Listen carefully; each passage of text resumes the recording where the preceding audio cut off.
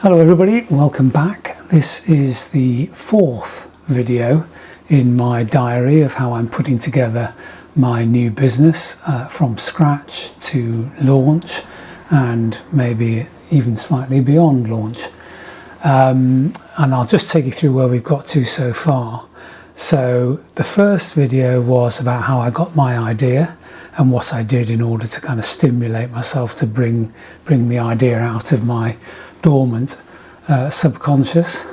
The second was my thoughts and eventually my plan on how I would actually get clients for this business idea. The third video was what exactly am I looking to sell this group of people around this topic? In other words, what's my product? And then this is going to be the fourth one, and this is going to be where I'm going to sell it. And I don't think it will come as any surprise to you that it's going to be web-based, internet-based, and since the marketing is through YouTube, it's going to have to point somewhere. So this one is going to be mainly around getting the web presence of the new business. Okay, so I'm a business consultant and I continually have ideas, and strangely one of the things that happens with me quite regularly is I have a bright idea and I think, I wonder if that would work, and if I was going to use the web to sell things, I should have a look and see what domains are around which are free. And so what I normally do is I go on to the first and my most long-standing domain registration firm, which in the UK is 123reg.com, and I've got dozens of domains on there. The one thing which I do as a sort of sanity check is I never take them beyond the first year, in terms of I don't pay for more than 1 year, because normally 90% of these domains, they cost about £12 to register, and most of them are a waste of time because I realise I've got something fundamental wrong about my idea. So anyway, I went on to 123reg, and if you recall, this is all about life's second half. So I put in things like lifesecondhalf.com, lifesecondhalf with a 2.com.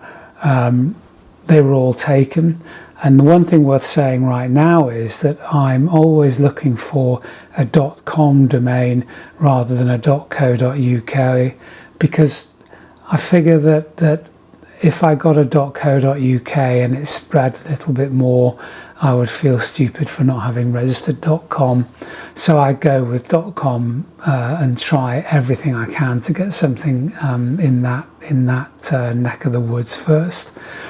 So I played around and played around and played around, and then I thought, okay, so life2half.com, no, and that's starting to sound a bit strange. Then I put in life2h.com, which I thought that's quite good because it's quite short and it's got a kind of a feel that it kind of feels relatively modern in the way that it's put together, and it was free. So before I could do anything else, I registered it, and so life2h.com is now registered for life's second half. And I'm going to use that because it feels to me like it's memorable. It's got a few things going for it, mainly that it's short, it's a .com, and it feels to me like it's a good choice. Okay, so the next thing was, right, I now need to look at creating the website. Now I'm doing this on a budget. I'm not looking to spend a fortune. I think so far I've spent virtually nothing on this whole exercise. I think I've now spent something like £20 on the domain registration, but here is where I know I'm going to have to spend some money. And I thought, well, I'm going to do this myself, though I'm not going to go straight out and get somebody to create it for me.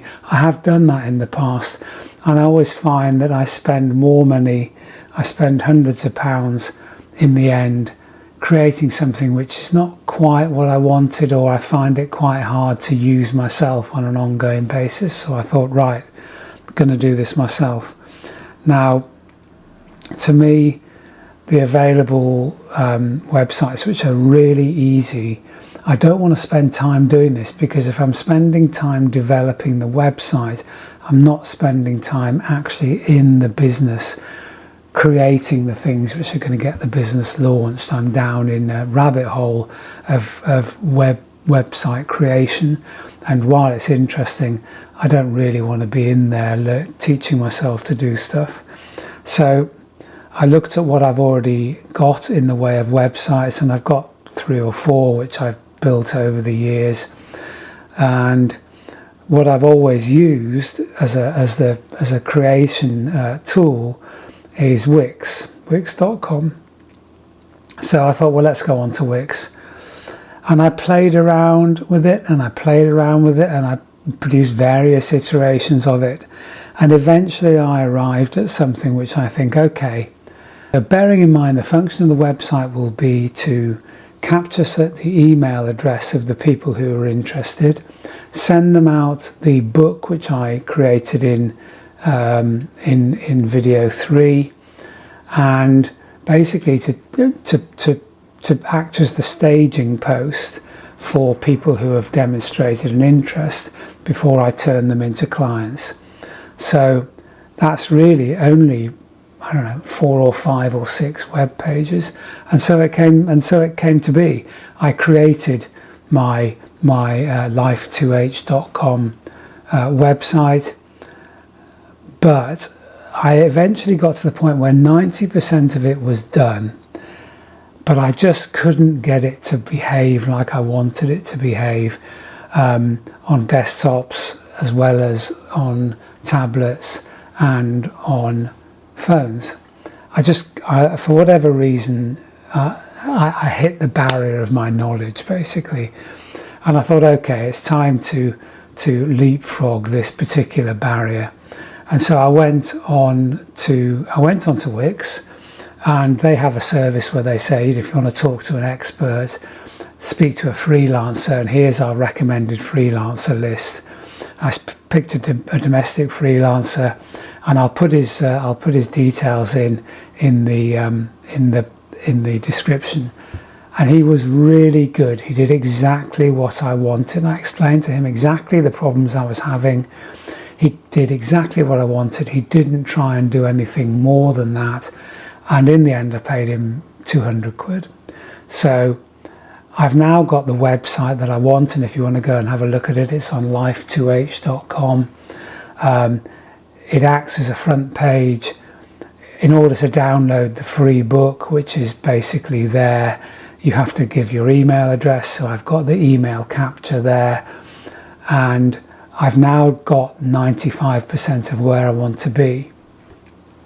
And that is really where I am now, because the last stage of this, though, is to create the mailing process. In other words, once I've captured the interested person's email address, I need to turn that into a phone call and convert the phone call into a sale. While I'm launching, I'm happy enough to deal with that process without using something like MailChimp or MailerLite or any of those. But I do have an outstanding item, and that will be to get that process automated. But I don't anticipate at the beginning I hope I have the problem where I have so much business coming in that I'm overwhelmed and I can't produce it. But I fear somehow, I think I might be being a little optimistic in that. So what I'm going to do is get this up, get this going, and then I will start getting into how I'm actually going to produce the YouTube videos. So the next stage will be creating the videos which are going to drive the traffic to the website. And that's what I'm going to do in the next video, and I'll launch that in a couple of days, and I'll see you then. Thanks, bye.